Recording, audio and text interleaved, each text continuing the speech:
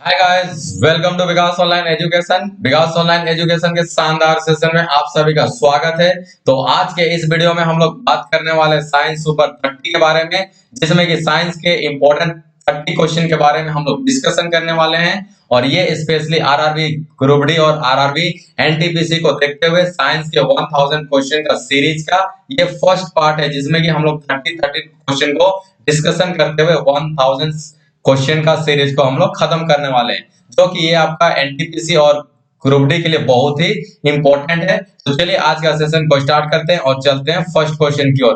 देखिए आपके सामने फर्स्ट क्वेश्चन आ चुका है दोस्तों, और फर्स्ट क्वेश्चन हम लोग के सामने में ये है कि पेनिसिलिन का आविष्कार किसने किया था। इसका फर्स्ट ऑप्शन हो जाएगा इयान फ्लेमिंग, सेकंड ऑप्शन हो जाएगा अलेक्जेंडर फ्लेमिंग, थर्ड ऑप्शन होगा Stephen Hawkins and fourth option हो जाएगा अलेक्जेंडर ग्राहम बेल। तो इसका आपको आंसर बताना है। रेलवे ने इस क्वेश्चन को बहुत बार पूछ चुका है और इसका आंसर सही उत्तर हो जाएगा दोस्तों आपका अलेक्जेंडर फ्लेमिंग। तो चलिए नेक्स्ट क्वेश्चन की ओर चलते हैं हम लोग। नेक्स्ट क्वेश्चन हम लोग के सामने में आ चुका है, थर्मोस्कोप का आविष्कार किसने किया था। तो थर्मोस्कोप का आविष्कार चार ऑप्शन आपके सामने में है। फर्स्ट ऑप्शन है कोपरनिकस, सेकंड ऑप्शन हो जाएगा गैलीलियो गैलीली, थर्ड ऑप्शन हो जाएगा आइजैक न्यूटन और फोर्थ ऑप्शन होगा आपका जे केपलर। तो आपको यहाँ पे सही उत्तर देना है और ये बहुत ही इंपॉर्टेंट क्वेश्चन है दोस्तों। थर्मोस्कोप का आविष्कार किसने किया था, तो आंसर हो जाएगा आपका गैलीलियो गैलीली। चलिए नेक्स्ट क्वेश्चन। नेक्स्ट क्वेश्चन हम लोग के सामने में है कि निम्नलिखित में से किसे मार्स गैस कहा जाता है। हाँ तो दोस्तों बहुत ही इंपॉर्टेंट क्वेश्चन, और इस क्वेश्चन को रेलवे में बहुत बार पूछ चुका है। और इस तरीके से आपके सामने में निम्नलिखित में से किसे मार्स गैस कहा जाता है, इसका चार ऑप्शन है आपके सामने में। चार ऑप्शन में इसका आंसर को आपको बताना है और इसका सही उत्तर हो जाएगा आपका डी ऑप्शन। और डी ऑप्शन में क्या है आपका, डी ऑप्शन में आपका है वहां पे मीथेन। यानी क्या हो जाएगा, मीथेन को मार्स गैस के भी नाम से जाना जाता है। और मार्स गैस कहाँ कहाँ पे ये पाया जाता है, जैसे कि धान के खेतों में हो गया, दलदली क्षेत्रों में हो गया। तो जहां पे दलदली क्षेत्र होता है, पानी का इलाका होता है, वहां पे ये मीथेन गैस को पाया जाता है। और इस मीथेन गैस को हम लोग मार्स गैस के नाम से भी जानते हैं। तो नेक्स्ट क्वेश्चन की ओर चलते हैं दोस्तों। हमारी आंखों में लेंस का क्या काम है। हाँ तो दोस्तों बहुत इंपॉर्टेंट क्वेश्चन है। क्वेश्चन नंबर 4, हमारी आंखों में लेंस का क्या काम है। चार ऑप्शन है। फर्स्ट ऑप्शन हो जाएगा आंखों को ढकना, सेकंड ऑप्शन हो जाएगा आंखों की फोकस को दूरी को बदलना, थर्ड ऑप्शन हो जाएगा मस्तिष्क को संदेश भेजना, और फोर्थ ऑप्शन हो जाएगा चोटों से आंखों को बचाना। तो इस तरीके से आपके सामने चार ऑप्शन है और चारों ऑप्शन में से आपको सही उत्तर का जवाब देना है। तो यहाँ पे सही उत्तर हो जाएगा आपको आंख की फोकस दूरी को बदलना। यानी हमारी आंख का जो लेंस का काम है, उसमें काम है कि आंख का फोकस दूरी को बदलना। तो चलिए नेक्स्ट क्वेश्चन की ओर चलते हैं हम लोग। नेक्स्ट क्वेश्चन हम लोग के सामने में आ चुका है। देखिए यहाँ पे फिफ्थ क्वेश्चन में क्या बोल रहा है, किसी तत्व का परमाणु भार ज्ञात करने के लिए निम्नलिखित में से किसके साथ उस तत्व के परमाणु भार की तुलना की जाती है। तो क्वेश्चन का मतलब ये हो जाता है कि जब कभी भी हम लोग किसी तत्व का जब परमाणु भार निकालते हैं, तो कौन ऐसा तत्व है जिसके साथ हम लोग क्या करते हैं, कंपैरिजन करते हैं, तुलना करते हैं। बहुत इंपॉर्टेंट क्वेश्चन है और ये सभी क्वेश्चन क्या है, रेलवे में पूछा हुआ क्वेश्चन है। तो फर्स्ट ऑप्शन हो जाएगा ऑक्सीजन, सेकंड ऑप्शन हो जाएगा कार्बन, थर्ड ऑप्शन हो जाएगा हाइड्रोजन और फोर्थ ऑप्शन हो जाएगा नाइट्रोजन। तो आपको इसका सही उत्तर को बताना है। तो इसका आपका सही उत्तर हो जाएगा हाइड्रोजन। चलिए नेक्स्ट क्वेश्चन पे चलते हैं हम लोग। नेक्स्ट क्वेश्चन हम लोग के सामने आ चुका है और नेक्स्ट ऑप्शन क्या बोलता है, निम्नलिखित में से इथेनॉल कहां से मिलता है। ऐसे हम लोग चार ऑप्शन हम लोग के सामने में है, चावल से, गन्ना से, पेट्रोल से और गेंदा फूल से। यानी कि चार ऑप्शन से आपको ये बताना है कि चारों ऑप्शन में से हम लोग को एथेनॉल कहां से मिलता है, यानी कि एथेनॉल हम लोग कहां से ऑब्टेन कर सकते हैं। तो आपका इसका सही आंसर हो जाएगा दोस्तों गन्ना। तो चलिए नेक्स्ट क्वेश्चन की ओर चलते हैं हम लोग। नेक्स्ट क्वेश्चन हम लोग के सामने आ चुका है कि मोटापे को मापने के लिए निम्नलिखित में से किसका उपयोग किया जाता है। तो बहुत इंपॉर्टेंट क्वेश्चन है दोस्तों, क्योंकि रेलवे में इस टाइप का क्वेश्चन बहुत ज्यादा पूछता है कि मोटापे को नापने के लिए निम्नलिखित में से किसका उपयोग किया जाता है। फर्स्ट ऑप्शन है आपके सामने में, सेकंड ऑप्शन है, थर्ड ऑप्शन है और फोर्थ ऑप्शन है। इस तरीके से आपके सामने में चार ऑप्शन है। तो इसका आपको सही उत्तर को देना है। तो मोटापे को नापने के लिए हम लोग का सही उत्तर हो जाएगा बीएमआई। तो हम लोग क्या करते हैं कि बीएमआई के द्वारा मोटापे को मापा जाता है। ठीक है, चलिए दोस्तों नेक्स्ट क्वेश्चन की ओर चलते हैं हम लोग। नेक्स्ट क्वेश्चन हम लोग के सामने आ चुका है कि लीवर का वो कौन सा बिंदु है। ध्यान से क्वेश्चन को सुनिएगा, क्योंकि इस तरह का क्वेश्चन बहुत इंपॉर्टेंट है और ये सभी क्वेश्चन जो भी कराया जा रहा है, सभी क्वेश्चन जो है आरआरबी एनटीपीसी 2016 या फिर आरआरबी एनटीपीसी 2018 का जो ग्रुप डी का हुआ था एग्जाम, उसमें या फिर इससे पहले सभी क्वेश्चन को पूछा हुआ है। तो ये सभी इंपॉर्टेंट क्वेश्चन आप लोग के लिए। तो लीवर पर वो बिंदु कौन सा है जो अपने स्थान पर स्थिर रहता है? फर्स्ट है फॉल्कम, सेकंड है भार, थर्ड है प्रयास, फोर्थ हो जाएगा आपका कोर। तो यहां पर देखिए भार, कोर और प्रयास से तो कोई लेना देना नहीं है, तो हम लोग का आंसर इसका हो जाएगा फॉल्कम। तो फॉल्कम क्या हो जाएगा? लीवर पर वो बिंदु है जो अपने स्थान पर रहता है। कौन हो जाएगा उसका आंसर दोस्तों? फॉल्कम। चलिए नेक्स्ट क्वेश्चन की ओर चलते हैं हम लोग। नेक्स्ट क्वेश्चन हम लोग के सामने में आ चुका है। देखिए बहुत इंपॉर्टेंट क्वेश्चन है, रेलवे इस क्वेश्चन को बार बार पूछती है कि पक्षियों के अध्ययन को क्या कहा जाता है। तो फर्स्ट ऑप्शन हो जाएगा आपका एंटोमोलॉजी, सेकंड ऑप्शन हो जाएगा ऑर्निथोलॉजी, थर्ड ऑप्शन होगा बर्डोलॉजी और फोर्थ ऑप्शन हो जाएगा आपका हर्पेटोलॉजी। तो यहाँ पे आपको इस क्वेश्चन को देखते देखते मालूम चल गया होगा दोस्तों, और इस बार जो एनटीपीसी का एग्जाम हुआ था उसमें भी इस क्वेश्चन को पूछा हुआ है। ठीक है, तो इसका आंसर क्या हो जाएगा? इसका आंसर हो जाएगा ऑर्निथोलॉजी। तो चलिए नेक्स्ट क्वेश्चन की ओर चलते हैं, और नेक्स्ट क्वेश्चन क्या है देखते हैं हम लोग। नेक्स्ट क्वेश्चन क्या है कि पानी के अंदर की वस्तुओं को जानकारी लेने के लिए, पता लगाने के लिए किस यंत्र का उपयोग किया जाता है? आपका ऑप्शन देखने से पहले इस क्वेश्चन को आप लोग आंसर जानकारी हो गया होगा। फर्स्ट ऑप्शन आपका लेजर, सेकंड ऑप्शन होगा रडार, थर्ड ऑप्शन होगा सोनार और फोर्थ ऑप्शन हो जाएगा स्कूबा। तो यहाँ पे इसका पानी के अंदर की वस्तुओं को देखने के लिए या फिर जानकारी लेने के लिए किस चीज का उपयोग किया जाता है? तो उसका आंसर हो जाएगा आपका सोनार, जैसा कि आप लोग को मालूम है। चलिए नेक्स्ट क्वेश्चन की ओर चलते हैं हम लोग। नेक्स्ट क्वेश्चन हम लोग के सामने आ चुका है कि विटामिन की कमी से कौन सा रोग होता है? रेलवे का बहुत ही फेवरेट क्वेश्चन है। तो ये हो जाएगा आपका रतौंधी, second option beriberi, third option होगा एनीमिया और फोर्थ ऑप्शन होगा टीबी। तो इसका विटामिन ए की कमी से दोस्तों क्या होता है? रतौंधी होता है, सभी को मालूम है। नेक्स्ट क्वेश्चन की ओर चलते हैं हम लोग। नेक्स्ट क्वेश्चन आ चुका है कि पोलियो की टीका की खोज किसने की है? बहुत इंपॉर्टेंट क्वेश्चन है रेलवे के लिए। फर्स्ट ऑप्शन है मैरी क्यूरी, सेकंड ऑप्शन हो जाएगा आपका अलेक्जेंडर फ्लेमिंग, थर्ड ऑप्शन होगा जोनास सॉल्व और फोर्थ ऑप्शन होगा लुइस पास्चर। तो आपका इस तरीके से पोलियो के टीका का खोज किसने की थी, इसको आपको बताना है। तो इसका आंसर हो जाएगा दोस्तों जोनास सॉल्व। नेक्स्ट क्वेश्चन, चलिए नेक्स्ट क्वेश्चन चलते हैं हम लोग के सामने में। जीवन की मूलभूत इकाई क्या है? जीवन की मूलभूत इकाई बहुत इंपॉर्टेंट क्वेश्चन है रेलवे के लिए। फर्स्ट ऑप्शन हो जाएगा कोशिका, सेकंड ऑप्शन होगा अंग, थर्ड ऑप्शन होगा उत्तक और चौथा ऑप्शन हो जाएगा नाभिक। तो नाभिक से तो कोई लेना देना है नहीं, ऑर्गन हम लोग जानते हैं ये होगा नहीं, और यहाँ पे उत्तक भी नहीं होगा। तो आंसर क्या होने वाला है? कोशिका, यानी कोशिका जो है वो हम लोग का जीवन की मूलभूत इकाई है। नेक्स्ट क्वेश्चन दोस्तों, नेक्स्ट क्वेश्चन हम लोग के सामने आ चुका है। निम्नलिखित में से कौन सी एक उत्कृष्ट नोबल धातु है? फर्स्ट ऑप्शन लोहा, सेकंड ऑप्शन चांदी, थर्ड ऑप्शन कांस्य और चौथा ऑप्शन एल्युमिनियम।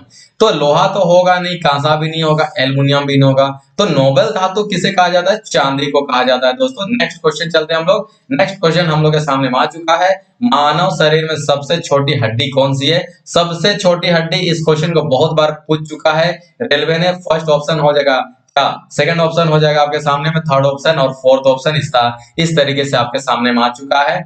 और देखिए यहाँ पे जो सबसे छोटी हड्डी है, यहाँ पे जो सबसे छोटी हड्डी हो जाएगा आपका क्या? स्टेपीज। ठीक है, जो कि कहाँ पाया जाता है? जो कि हम लोग के कान के अंदर पाया जाता है। और सबसे लंबी हड्डी हम लोग का कहाँ पे होगा? फीमर्स, यानी कि जांग की हड्डी को इसको बोला जाता है। तो सबसे छोटी हड्डी क्या हो जाएगा? स्टेपीज। नेक्स्ट क्वेश्चन क्यों चलते हैं हम लोग। नेक्स्ट क्वेश्चन दोस्तों हम लोग के सामने आ चुका है कि पीछे की ओर उड़ने वाला एकमात्र पक्षी कौन है? अभी तक आप लोग जानते हैं कि सभी पक्षी आगे की ओर उड़ता है, लेकिन यहाँ पे क्वेश्चन पूछ रहा है कि पीछे की ओर उड़ने वाला पक्षी कौन सा है?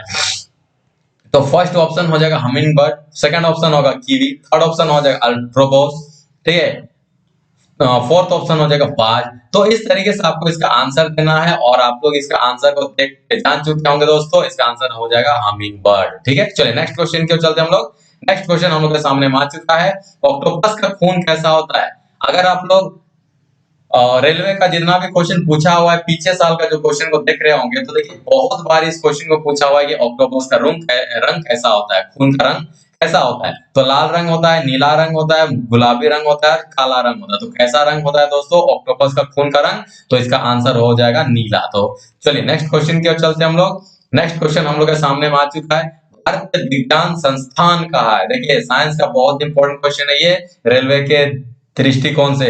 भारतीय विज्ञान संस्थान कहाँ है दोस्तों? कानपुर में है, बेंगलुरु में है, मुंबई में है या फिर चेन्नई में है?